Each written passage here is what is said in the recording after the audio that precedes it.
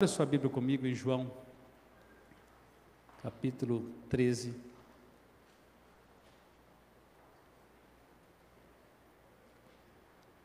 Só essa última canção que nós cantamos aqui, se nós fôssemos embora, já cantamos sobre o amor de Deus.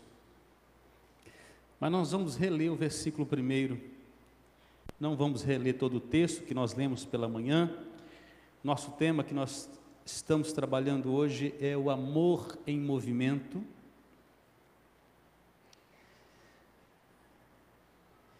Vamos reler aí o verso primeiro. Vamos lá?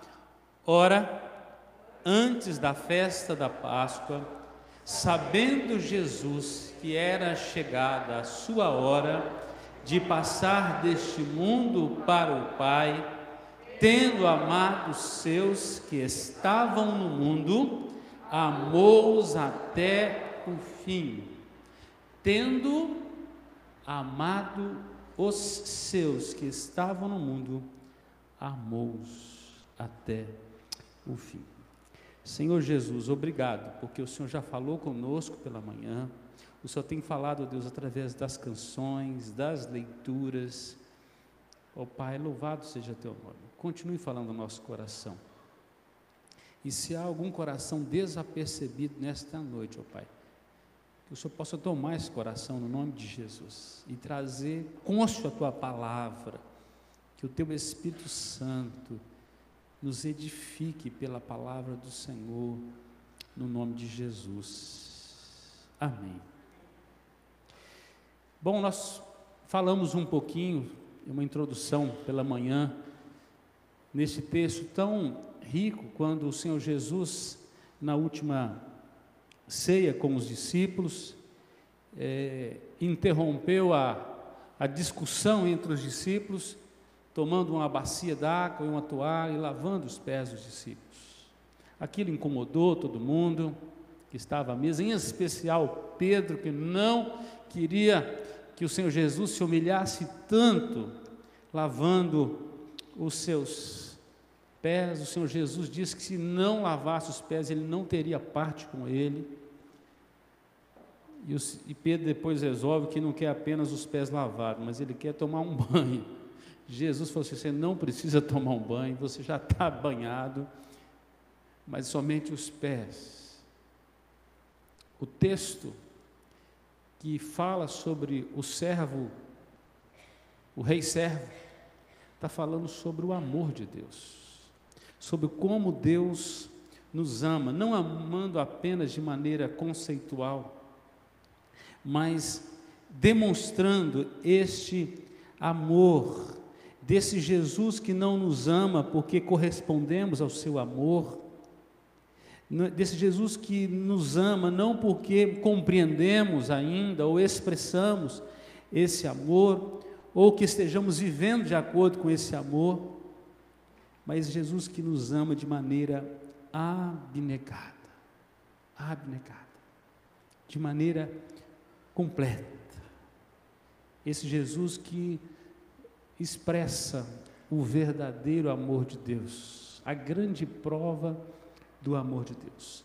Eu separei algumas lições para nossas vidas nesta noite, lições importantes que, compreendendo elas podem virar práticas espirituais na nossa vida, pode nos impulsionar. No verso 1 deste texto, em primeiro lugar, Jesus vai mostrar o amor em movimento, sendo expresso em que Ele nos ama e nos ama totalmente. O texto diz que, tendo amado os seus, os que estavam no mundo, amou-os até ao fim. Primeiro, Ele nos ama eletivamente. Diz que Ele, tendo amado quem? Os seus. É notório que Deus amou todo mundo quando criou. E a prova deste amor é que todos os dias cai chuva sobre justos e injustos, certo? Deus derrama as estações dele sobre toda a carne. mas há um amor manifesto e expresso e direcionado àqueles a quem Ele escolheu como fruto do seu amor maior, do seu amor sacrificial, o amor que escolhe. Ele mesmo vai dizer que nem foi nós que o escolhemos, mas Ele que nos escolheu. Então o texto fala sobre esse amor completo, desse amor eletivo. Ele amou os seus, e se você tem o Espírito de Deus, você recebeu este amor singular, o amor que salva, o amor que fez Jesus morrer na cruz por mim e por você.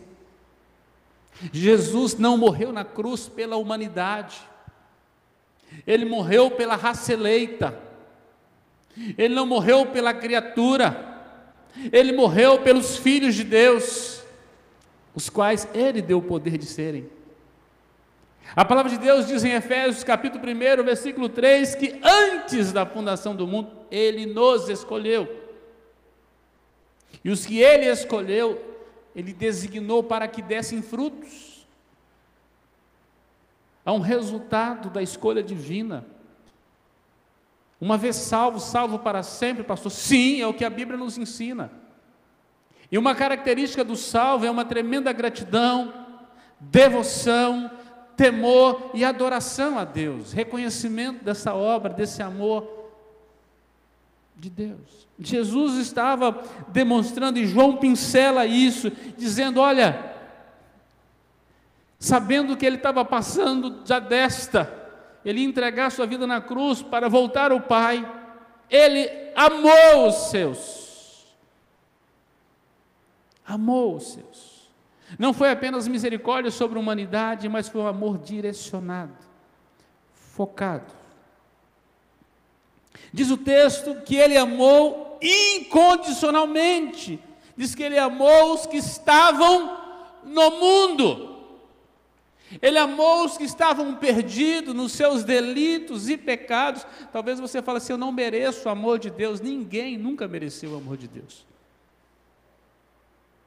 O amor de Deus é fruto de duas realidades. A primeira, a misericórdia de Deus. Em Deus sendo tão rico em misericórdia que Ele resolve não punir o pecador com a morte eterna, com o inferno. Isso é misericórdia. É Deus não nos dá o mérito da pena.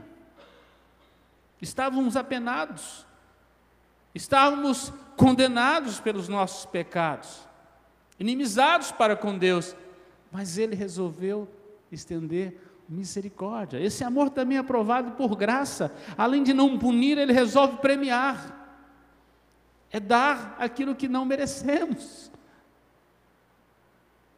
Graça. O Senhor não olhou para nós se nós éramos bons, se tínhamos algum mérito, se estávamos andando na linha reta, se estávamos fazendo a sua vontade. Diz que, tendo amado os seus que estavam no mundo, o estado aqui era estado de pecado. É o Deus que nos ama incondicionalmente. Só que este amor não nos deixa no mundo. Quem recebe o amor de Deus não ama mais o mundo, ama aquele que nos amou. Porque se alguém ama o mundo, o amor de Deus não está nele. Sem novo nascimento, não há expressão, não há resposta ao amor verdadeiro de Deus. Diz que Ele também nos ama infinitamente, diz que Ele nos amou até o fim. Então significa que Ele nos amou até a cruz? Não! A cruz foi a vitória do amor. A cruz não consumou o amor. É o start de uma vida de amor para sempre, até o fim. Isso significa que Deus não vai romper a aliança que Ele tem comigo e com você. As promessas dEle não vão caducar, não vão caducar. Olha que expressão linda que João consegue tirar daquela cena, que tendo amado os seus que estavam no mundo, ele os amou até o fim. Isso significa que hoje, com a mesma intensidade da cruz, Jesus te ama, e que amanhã, ainda que você tropece, Ele continua amando. Ele não pode negar a si mesmo, porque Ele é amor, amor por inteiro, amor em essência. O foco era a cruz, porque a cruz era o palco da prova do amor, mas é o tempo que demonstra, que revela e que expressa o verdadeiro amor. Então, em primeiro lugar, o amor em movimento é expresso em que Jesus nos ama totalmente. Ele não ama os nossos pecados, mas Ele nos ama apesar de pecadores. Ele nos ama. Muito mais do que um ato de humilhação, naquela ceia, de ter tomado uma toalha, de ter lavado os pés dos seus discípulos, Jesus estava demonstrando o que é o amor. E o apóstolo João conseguiu ver isso. Em segundo lugar, o amor em movimento é expresso em que Jesus está no controle da expressão do amor. Nada foge, nada impede. O versículo 3 diz o seguinte: sabendo este, que o Pai tudo confiara às suas mãos, e que ele viera de Deus, e que voltava para Deus. Jesus está sempre um passo à frente, e no controle das circunstâncias. E durante seu ministério, em vários momentos, Jesus chegou, parecia que atrasado, seja de uma tempestade no mar, seja de uma enfermidade mortal que levou a filha do oficial, ou do seu amigo Lázaro, porque já passaram 4 dias, estava sepultado e já não cheirava bem. Mas o tempo todo Jesus estava no controle das circunstâncias. Diz o texto que Jesus sabia o que aconteceria. Jesus nunca foi vítima, sempre foi dono das circunstâncias. Por isso, se você está vivendo numa circunstância periclitante, difícil, talvez você seja vítima, Jesus não. As suas esperanças podem estar se apagando, mas Jesus está vivo. Ele é o mesmo Deus que retrocedeu o tempo, Ele parou o tempo no Antigo Testamento. É o Deus que ressuscitou mortos, que mandou fogo do céu, que deu vitória ao seu povo sem precisar usar a espada. Jesus sabia também do preço, e Ele estava disposto a pagá-lo. Ele é quem conhece os finais antes dos começos. Ele sabia da cruz, e era para lá que Ele estava indo. Ele sabia que ali seria um horror, que seria um sofrimento intenso, mas por causa do seu amor, Ele vai. Ele também sabia que ao 3º dia, a morte não teria poder para reter a vida, e que Ele ressuscitaria. E Ele vinha dizendo: olha, esse templo eu vou derrubar, mas 3 dias depois eu vou reconstruir. Jesus não queria que os discípulos crescem, que Ele estava sendo apanhado em uma combinação cega de circunstâncias da qual Ele não podia escapar. Ele também sabia que eles não iam matá-lo. Ele resolveu se entregar. Era Ele que escolheu a morte. Houve um dia uma reunião na eternidade, Ali estavam o Pai, o Filho e o Espírito Santo. O mundo não existia ainda, mas Jesus já tinha decidido morrer por mim e por você. O contrato foi assinado muito antes. Um pacto de redimir aquele que haveria de cair.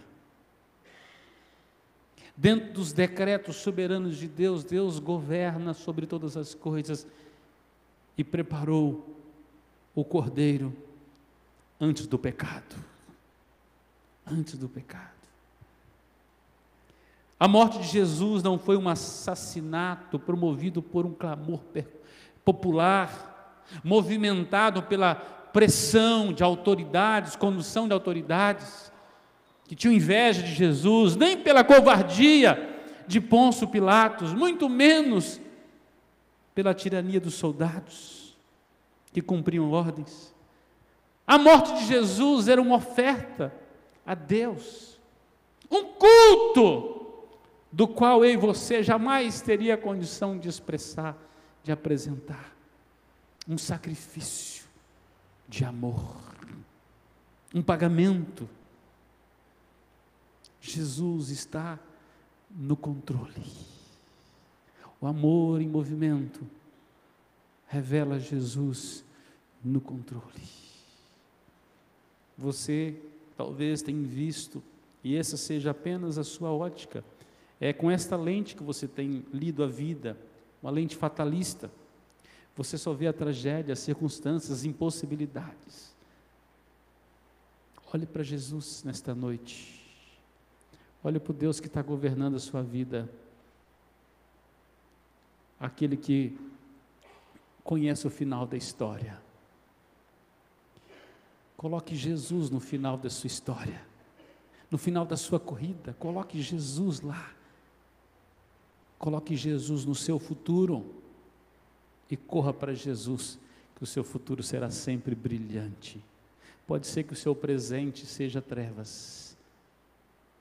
Paulo vai dizer que devemos ter alegria, passar por momentâneas tribulações, porque elas vão produzir para nós grande peso de glória.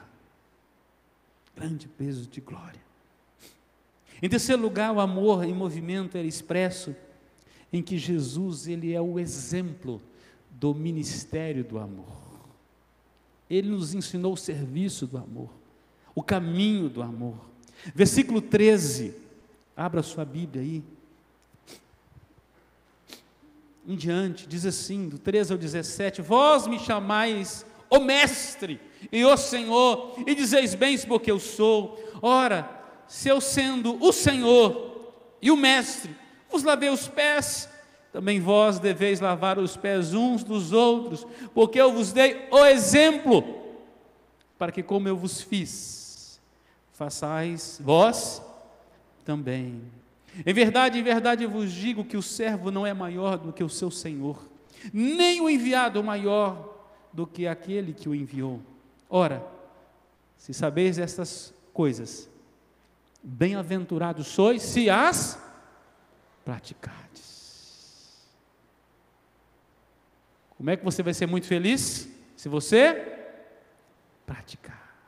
Ser cristão é repetir as obras do Cristo, é andar nas mesmas pegadas do Cristo. Em 2011, finalzinho de 2010, início de 2011, o Egito vivia uma instabilidade política gigantesca. Hosni Mubarak cairia meses depois, um tirano que governou o país por muitos anos, levando inclusive o país a uma miséria. E nesse interregno a igreja vinha orando. Havia quatro grandes grupos de cristãos no Egito. Há os coptas, que são ainda do primeiro século, os ortodoxos, há lá os protestantes e os evangélicos, são quatro classes lá. E, na verdade, é proibido a evangelização. Se o seu filho nasce, você pode batizar, conduzi-lo à sua igreja, mas você não pode tirar um muçulmano, porque é o principal país islâmico do mundo. Lá está o centro do pensamento islâmico. A Universidade do Cairo, com mais de 400 mil alunos, formando e se preparando dentro da formação islâmica. Ali está o pensamento do Islã. Então, diante daquele contexto, a igreja estava orando, mas esses 4 grupos não apenas não evangelizavam, mas eles se degradavam. Eram cristãos que falavam mal de cristãos. Que crédito tinha para a sociedade? Nenhum. Estavam se mordendo. Os coptas não se davam com os ortodoxos, que não se davam com os evangélicos, que não se davam com os protestantes, que não se davam com os coptas. Mas no finalzinho de 2010, Deus moveu a igreja em oração, era a preparação de um avivamento. Toda crise política tem a ver com a crise religiosa, não sei se você sabe disso. Tem todo o mover de Deus. Aquilo que parece apenas uma fatalidade, Deus está governando as circunstâncias. E aquele mover de oração levou aqueles grupos até um tempo juntos. Enquanto eles se mordiam, eles não proclamavam. Mas naquele ano, eles tiveram uma grande cerimônia na Praça Tahrir. Era apenas um símbolo do movimento do avivamento que estava iniciando, ou que já tinha iniciado entre eles. E houve um lava-pés. As 4 grandes denominações cristãs se perdoando, lavando os pés, se humilhando, provando que vão se amar e vão anunciar Cristo à nação. Aquilo Deus derramou do Espírito dele. E em 2011, o governo de Hosni Mubarak caiu, houve uma revolução, a praça foi destruída, e os cristãos acolheram feridos, cuidou desse povo, e a igreja se multiplicou. Eu tive a oportunidade de estar lá em 2013, um milagre de Deus, ver a igreja do Senhor ali. A igreja presbiteriana no Cairo tem mais de 10 mil membros, plantou mais de 200 igrejas, tem um programa de televisão que atinge mais de 4 milhões de muçulmanos todos os dias. Uma igreja, estou dizendo, você imagina? E dali o evangelho se espalhou até o Iraque, Síria, foi alcançando outros lugares. O lugar que era proibido pregar o evangelho, dentro da Universidade Islã do Cairo, centenas de convertidos, testemunhando, inclusive professores, milagres. Eu pude ouvir e ver vários testemunhos do que Deus estava fazendo lá. É o ministério do amor.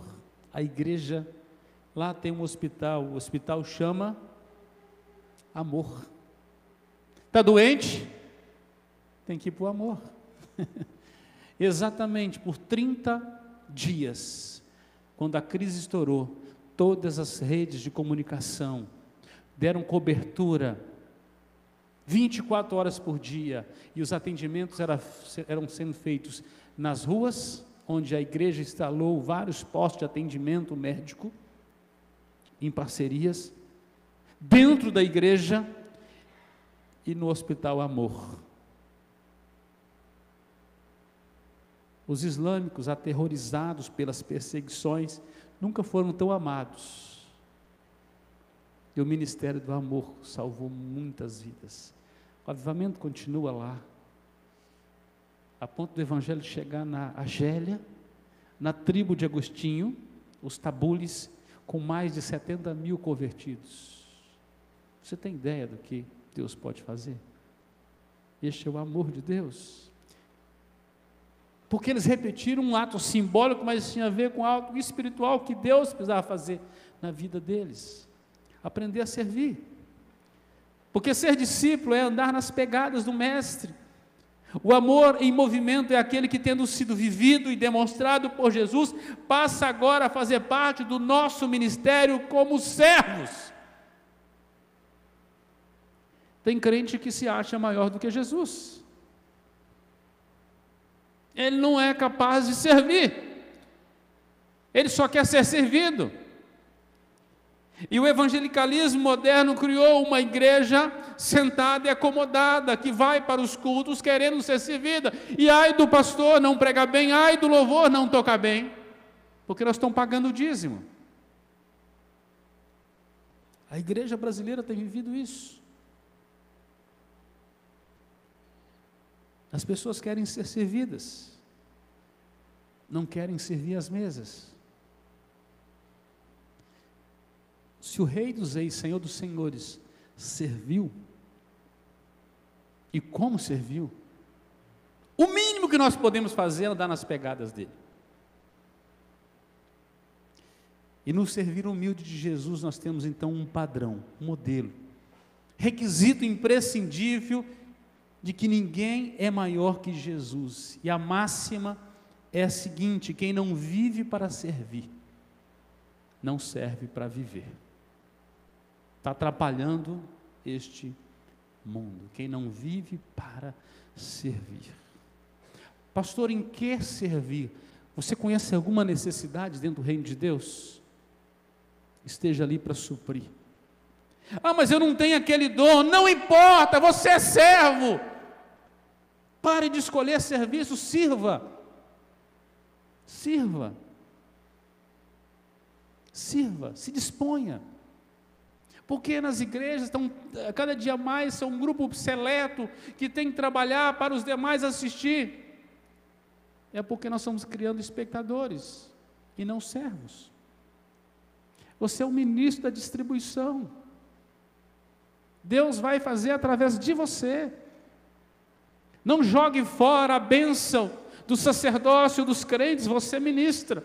Ministra com sua vida, com seu serviço.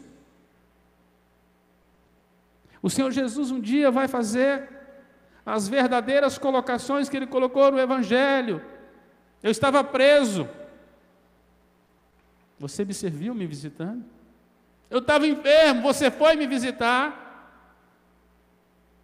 Eu estava nu, você me vestiu? Eu estava triste, você me consolou? Eu estava com sede, você me deu de beber? Eu teve fome.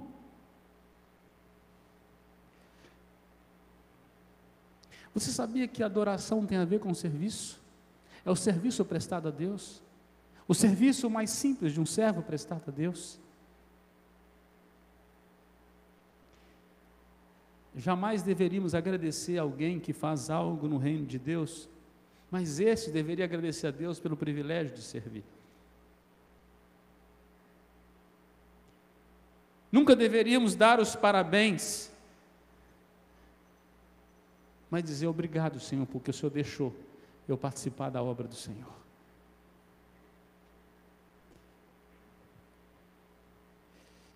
Jesus é o exemplo do ministério do amor. Se você se diz cristão, você tem que andar nas pegadas dele. Em quarto lugar, o amor em movimento é expresso em que Jesus nos conhece completamente. Não apenas nos ama, mas também nos conhece completamente. Verso 21 em diante diz assim: ditas essas coisas, angustiou-se Jesus em espírito e afirmou: em verdade vos digo, que um dentre vós me trairá. Então os discípulos olharam uns para os outros, sem saber a quem ele se referia. Ora, ali estava aconchegado a Jesus um dos discípulos, aquele que ele amava. E esse fez Simão Pedro sinal, a Simão Pedro sinal, dizendo: pergunta para ele quem se refere. Então aquele discípulo, reclinando sobre o peito de Jesus, perguntou-lhe: Senhor, quem é? Respondeu-lhe Jesus: é aquele a quem eu der o pedaço de pão molhado. Tomou, pois, um pedaço de pão e, tendo molhado, deu a Judas, filho de Simão Iscariotes. E após o bocado, imediatamente entrou nele Satanás. Então disse Jesus: o que pretendes fazer, faz-o depressa. Nenhum, porém, dos que estavam à mesa percebeu, a fim de que ele dissesse isso. Pois como Judas era quem trazia a bolsa, pensaram alguns que Jesus dissera: compra o que precisamos para a festa, ou o que lhe ordenara, que desse alguma coisa aos pobres. E ele, tendo recebido o bocado, saiu logo, e já era noite. Saiu logo, e já era noite. Aquilo que está oculto dos homens certamente é conhecido de Deus. É conhecido de Deus. Possivelmente Judas deve ter sido um ator perfeito, um grande hipócrita, pois ele conseguiu enganar por 3 anos e meio todos à sua volta. Era o homem mais confiável do grupo, é quem tinha a bolsa, era o tesoureiro do grupo, é quem ficava com as finanças. Nunca ninguém duvidou de que ele era fiel, de que ele era um bom administrador, de que ele era zeloso. Enganou a todos, menos a Jesus, que eu conhecia profundamente. William Clark, comentando este texto, ele afirma: há algo indubitável. Se os outros discípulos soubessem o que estava fazendo Judas, se tivessem estado inteirados do seu plano traidor, não teria saído vivo desse aposento. Ele tinha morrido ali naquele dia. Os discípulos tinham juntado nele. Eles o teriam matado antes de ele poder levar a cabo o seu plano sanguinário. Judas deve ter se comportado como um santo, com um coração de demônio. Durante todo o tempo deve ter agido com amor, com lealdade e piedade, enganando a todos, salvo a Jesus. Judas não era só um vilão descarado, mas também um profundo hipócrita. A máxima é que Jesus conhece a todos completamente. Ele é o Deus do Salmo 139. É o Deus que sonda, é o Deus que vê, é o Deus que conhece os nossos pensamentos, conhece os nossos caminhos. O texto termina o seguinte: diz que ele saiu dali e era noite. Noite tem a ver com trevas, com algo oculto, em se fazer as coisas às escondidas. Foi assim que Nicodemos procurou Jesus, foi de noite. Ele não queria se expor. É onde os planos malignos são traçados. Período de trevas. É pelas costas, é quando os discípulos estão dormindo, Judas está trabalhando. Noite. Aqui deparamos com uma advertência.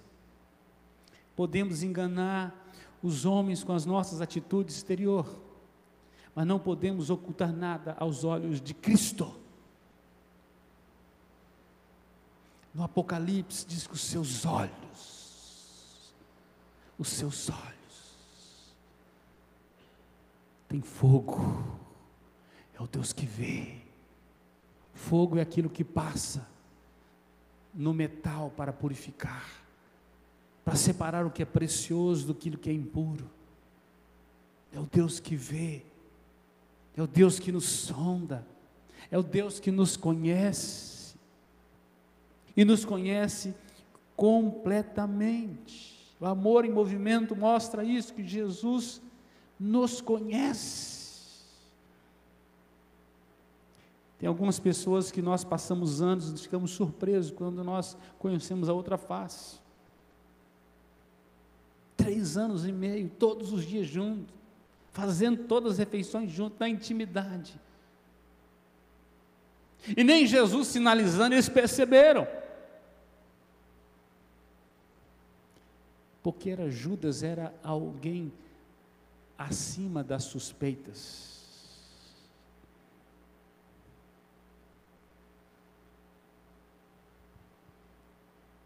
Em quinto lugar, o amor em movimento é expresso, em que Jesus nos dá o amor como mandamento, como ordenança. No verso 31 a verso 35, ele diz assim: quando ele saiu, disse Jesus: agora foi glorificado o Filho do Homem, e Deus foi glorificado nele. Se Deus foi glorificado nele, também o glorificará nele mesmo, e glorificá-lo-á imediatamente.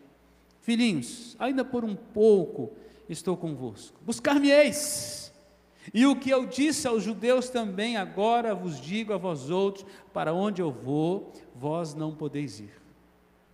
Novo mandamento vos dou. Vamos ler juntos?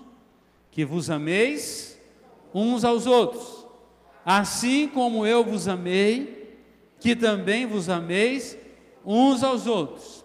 Nisto conhecerão todos que sois meus discípulos, se tiverdes amor. O amor não é um item raro para a coleção, ele precisa ser vivenciado. Amor não doado é amor perdido. Você teve a oportunidade de amar e não amou, perdeu, passou o tempo. Um abraço, um olhar, um afeto, um afago, uma palavra, a presença, formas de expressar o amor. Jesus nos deixou um mandamento, uma ordenança. É impossível ser discípulo de Jesus e não amar os irmãos. Paulo, inclusive, escreve na sua primeira carta à igreja de Corinto, uma igreja cheia de habilidades, de capacidades, de dons, de talentos. Paulo fala no capítulo 12 sobre dons, fala no capítulo 14 sobre dons, mas é no capítulo 13, no meio da história, que ele vai falar sobre o amor. Que adianta tudo aquilo se aquela igreja não aprendeu a amar? A marca essencial de Cristo aquela igreja não tinha, de que era discípulo de Jesus. Não tinha aprendido a amar. Estavam devorando uns aos outros, disputas, contendas. Só seremos de fato discípulos de Jesus se amarmos uns aos outros. É assim que o mundo saberá que somos discípulos de Jesus, pelo amor intenso de uns para com os outros. Mais tarde, João escreve a sua primeira carta. Abra comigo, capítulo 3 de 1 João. Primeira carta de João, capítulo 3. João está recordando esta ordem. O evangelho que ele já tinha escrito, agora ele volta. João está combatendo o esfriamento do amor, a não manifestação do amor, de que o mandamento do Senhor Jesus não estava sendo cumprido na vida da igreja. É a partir do versículo 13, 1 João, capítulo 3, verso 13 em diante, diz assim: irmãos, vamos ler juntos esse texto? Irmãos, não vos maravilheis se o mundo vos odeia. Nós sabemos que já passamos da morte para a vida, porque amamos os irmãos. Aquele que não ama permanece na morte. Todo aquele que odeia seu irmão é assassino. Ora, vós sabeis que todo assassino não tem vida eterna permanente em si. Nisto conhecemos o amor, que Cristo deu a sua vida por nós, e devemos dar nossa vida pelos irmãos. Ora, aquele que possuir recursos deste mundo e vir a seu irmão padecer necessidade e fechar-lhe o seu coração, como pode permanecer nele o amor de Deus? Filhinhos, não amemos de palavra, nem de língua, mas de fato e de verdade. E nisto conheceremos que somos da verdade, bem como perante Ele tranquilizaremos o nosso coração, pois se o nosso coração nos acusar, certamente Deus é maior do que o nosso coração e conhece todas as coisas. Amados, se o coração não nos acusar, temos confiança diante de Deus, e aquilo que pedimos dele recebemos, porque guardamos os seus mandamentos e fazemos diante dele o que lhe é agradável. Verso 23, ora, o seu mandamento é este, que creiamos em o nome de seu Filho, Jesus Cristo, e nos amemos uns aos outros, segundo... João está lembrando desse mandamento. Novo mandamento vos dou. É desta maneira que vocês vão ser conhecidos, pelo amor intenso de uns para com os outros. O amor em movimento é expresso em que Jesus nos dá o amor como ordem. Quem não ama não conhece a Deus, não tem uma experiência com Deus, não foi visitado por Deus. O amor é a expressão da salvação. Todo salvo ama. Se você não ama, logicamente você faz seus cálculos. Você é discípulo de Jesus? Então aumente em muito a paciência com o seu irmão. Tenha capacidade de perdoar. Tenha longanimidade. Estique mais sua paciência. Perdoe mais. Perdoe mais. Quantos problemas dentro da igreja por falta de amor? Gente deixando de ser socorrida em suas necessidades, e relacionamentos rompidos por causa de coisas pequenas. Ao invés de valorizar o amor, tem gente valorizando a ofensa. Ao invés de valorizar a graça, está valorizando o pecado. A graça é maior do que o nosso pecar. O mandamento é este: amar uns aos outros. Eu desafio você depois a você tentar grifar o Novo Testamento inteiro. Quantas vezes Jesus nos manda amar uns aos outros? Os evangelhos, quantas vezes nas cartas, nas epístolas, sobre o amor. Eu creio que há uma ênfase nisso, porque é um mandamento, é uma ordem. Por fim, em sexto lugar, o amor em movimento, ele é expresso em que Jesus nos perdoa graciosamente. Jesus nos perdoa graciosamente. Do verso 36 ao verso 38, eu queria que você lesse comigo. Vamos voltar aí para João, o texto que nós... Vamos lá? Perguntou-lhe Simão Pedro: Senhor, para onde vais? Respondeu Jesus: para onde eu vou, não me pode seguir agora, mais tarde, porém, me seguirás. Replicou-lhe: Senhor, por que não posso seguir-te agora? Por ti darei. Respondeu Jesus: darás a vida por mim? Em verdade digo que jamais cantará o galo antes que me negues 3 vezes. Gente, é algo sensacional esse texto, porque nos fala do perdão gracioso de Deus. Jesus não duvidava do amor de Pedro, mas era ainda um amor em fase infante ainda, amor de criança ainda, não tinha amadurecido. O homem faz declarações de amor a Jesus, declaração de Jesus como Deus, como Messias, como Cristo, como Filho de Deus. Assume a postura dizendo: eu vou te dar a minha vida, eu morro pelo Senhor. Mais à frente no texto nós vamos ver que não foi bem assim. Na hora da cruz, Pedro se acovarda e nega Jesus.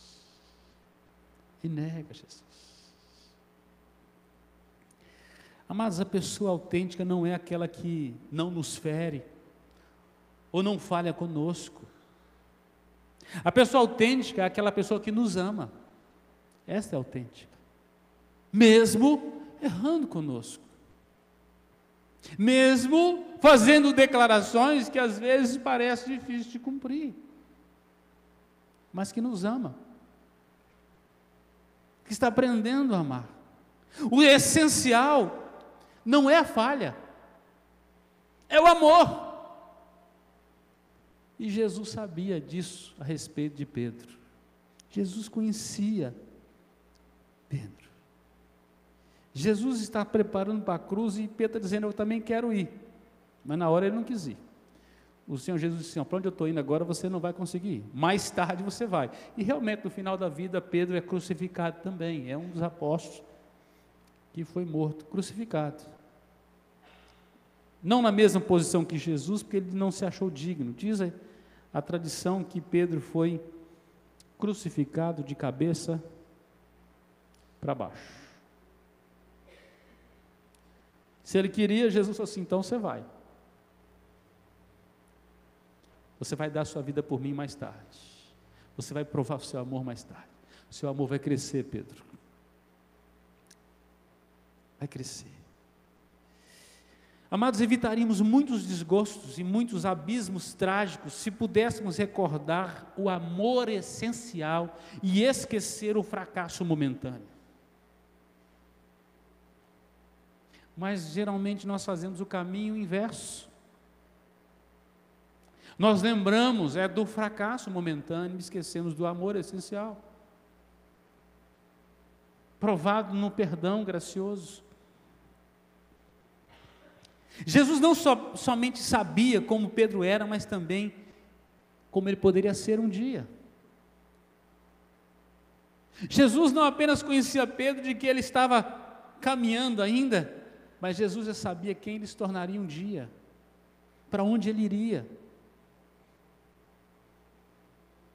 Às vezes temos uma dificuldade de perdoar, porque não entendemos que a vida é um aprendizado, há uma pedagogia de Deus na nossa vida.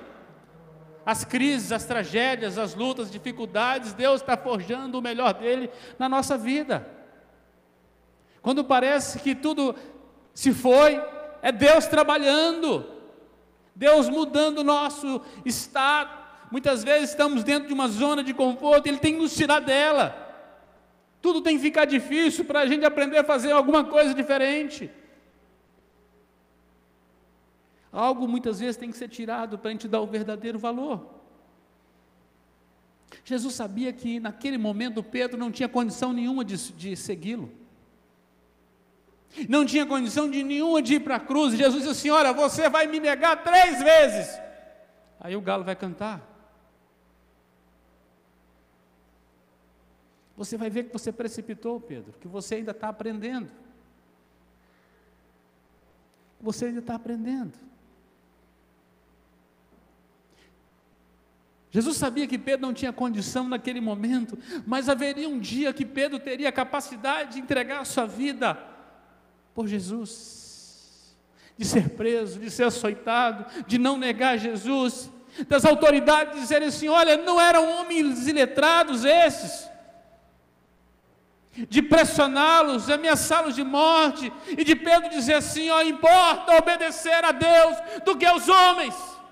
Até esse dia, a fé, o amor, o chamado de Pedro precisava crescer.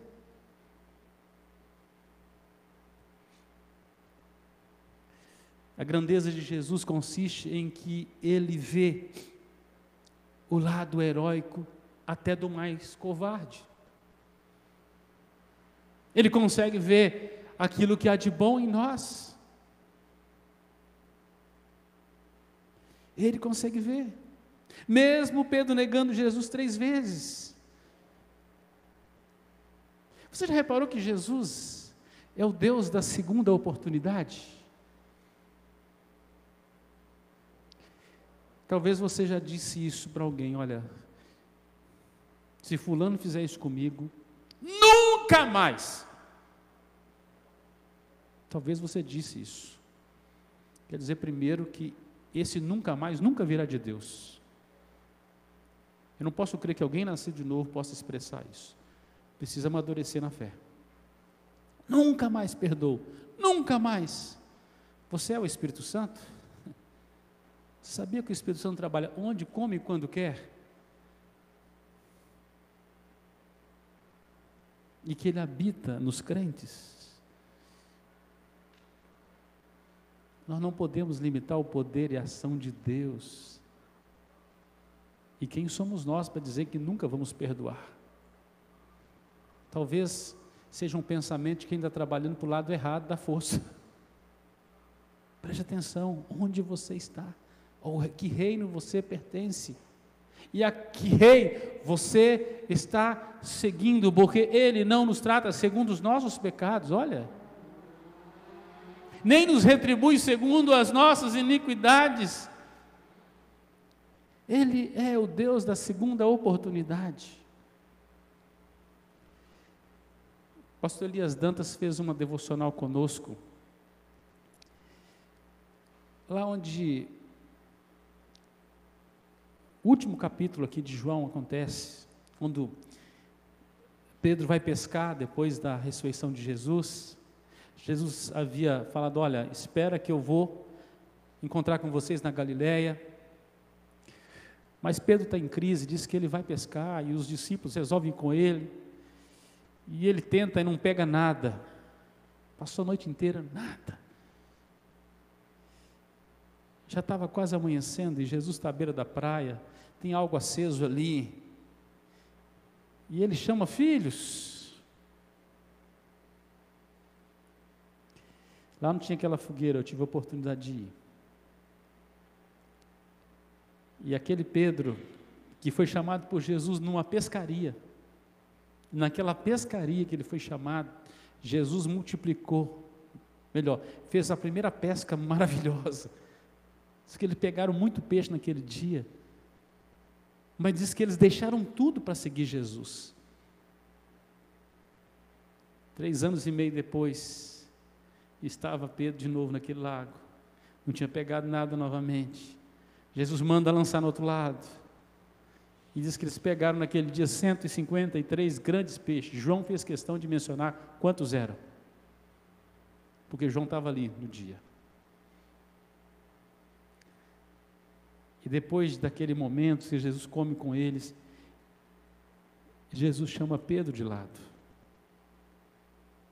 e Jesus pergunta para Pedro se Pedro ama Jesus. Há 3 declarações ali. Pedro declara para Jesus que não ama Jesus, que ele ainda está gostando, está aprendendo a amar. E nos 3 momentos Jesus fala para Pedro: então cuida do meu rebanho, apacenta minhas ovelhas, cuida das minhas ovelhas. É como se Pedro não compreendesse, assim: mas eu te neguei, eu neguei você, eu neguei o meu amor. Mas Jesus está dizendo para ele assim: eu te dou mais uma oportunidade, Pedro, eu te dou outra chance, eu te perdoo graciosamente. Talvez você entrou aqui nesta noite se condenando, seu coração te condenando, sua mente te condenando, mas Deus está dizendo assim: eu não te condeno, eu estou te dando mais uma chance, mais uma oportunidade.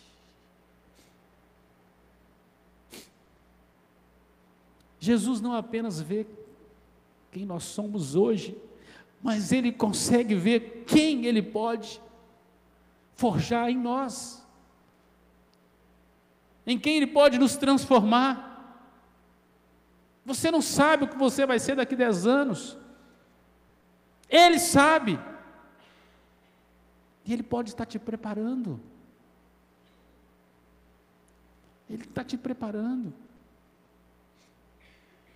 Talvez todas as mágoas que você tem hoje, Ele está te ensinando a perdoar, para você ter um coração daqui 10 anos, que você jamais imaginou que você iria amar tanto. Ele trabalhando, Ele tem poder para impulsionar, para você ser aquilo que você não sabe ainda. Se você ler a biografia de Pedro, você vai ver o amor em movimento. Poucos amaram a Jesus como Pedro amou. E deu a vida de fato depois, provando o seu amor. Jesus nos perdoa graciosamente. Ele é o Deus do perdão. Deus do perdão. Concluindo, o amor em movimento está aqui nesta noite. O amor de Deus. Ele não quer conceituar o amor para você. Ele não quer dizer para você conceitos sobre amor, definições secas, sem vida. Na verdade, Ele prova o amor. E se você está respirando nesta noite, é porque Ele te ama. Se você está vivo, se você tem a oportunidade de ouvir a palavra de Deus nesta noite, é porque o Espírito de Deus está soprando fé no seu coração, porque a fé vem pelo ouvir a pregação da palavra. É porque Ele te ama. Se você pode cantar louvores nesta noite, é porque Ele continua te amando. Ele já demonstrou esse amor na cruz. Mas o texto diz que Ele nos amou até o fim. Até o fim. Mas aí vem a máxima. Ele não tem fim. Não tem fim. O amor de Deus não termina. Você pode viver esse amor de maneira exponencial.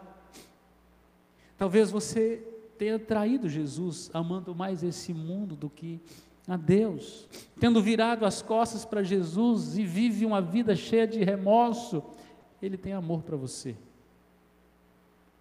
Talvez você tenha negado Jesus, não declarando perante as pessoas seu amor por Jesus, como Ele ama os pecadores. Talvez como Pedro, que um dia aproveitou a fogueira que estava acesa para se aquentar, mas teve dificuldade de dizer que era discípulo de Jesus, negou. Mesmo assim, Ele te ama. Talvez como aqueles discípulos que estavam na mesa, enquanto Jesus estava focado na missão, estavam preocupados os discípulos, quem ia sentar no lugar mais importante. Talvez você está mais preocupado com o seu lugar, sua reputação, seu sucesso. E esse espírito de competição tem colocado em xeque seu amor por Jesus.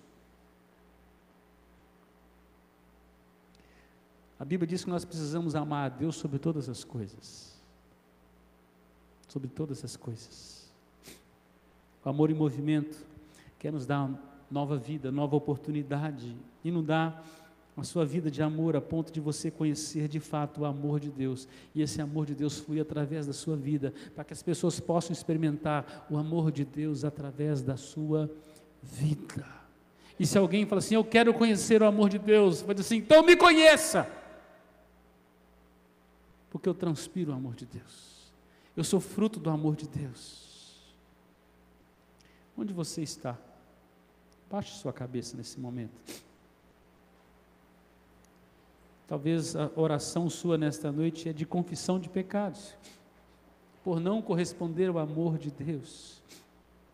De maneira arrependida, confesse, Ele é rico em perdoar. Talvez sua dificuldade é de expressar esse amor em relacionamentos, peça para Ele te ajudar. Talvez você não se sentir amado, saiba que Ele te ama. Que você possa perceber esse grande amor de Deus.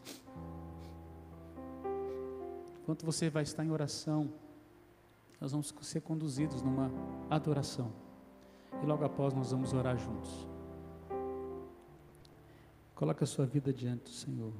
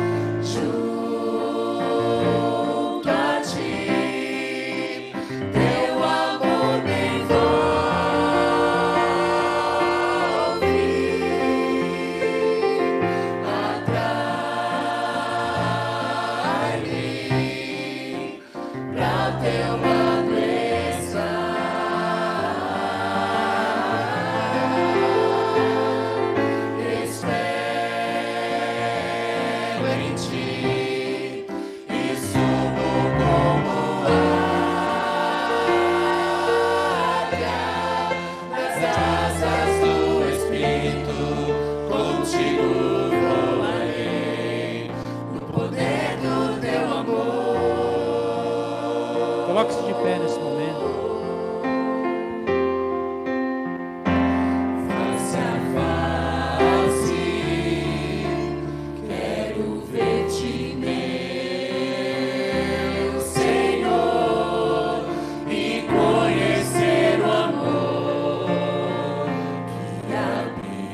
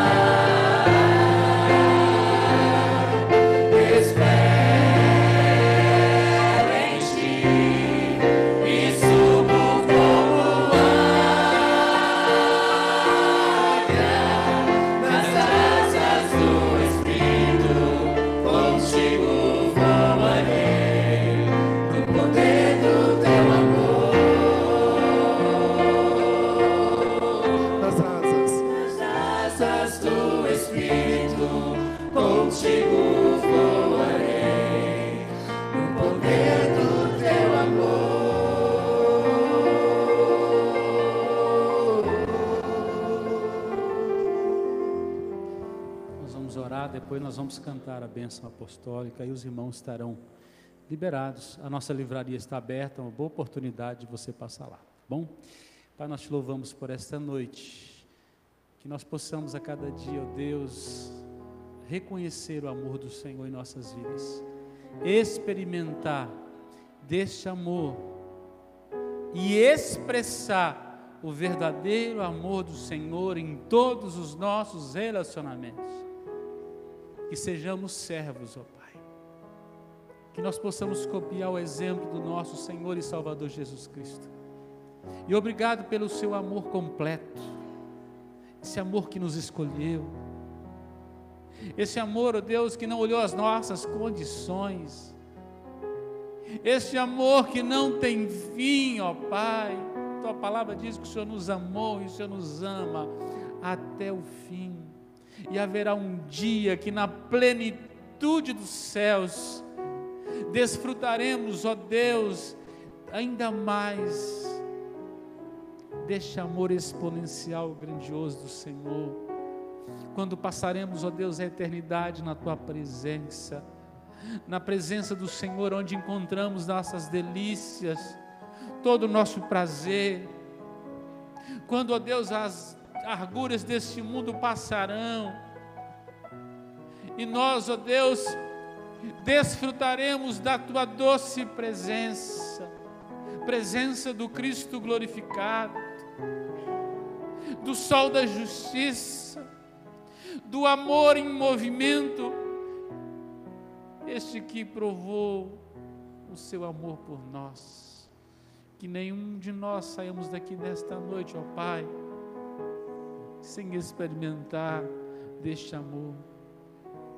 Que nenhum de nós saímos daqui, ó Deus, na convicção de que o Senhor nos ama, de que o Senhor é o Deus da segunda chance, de que o Senhor é o Deus graciosamente, o Deus que nos perdoa, o Deus que nos conhece.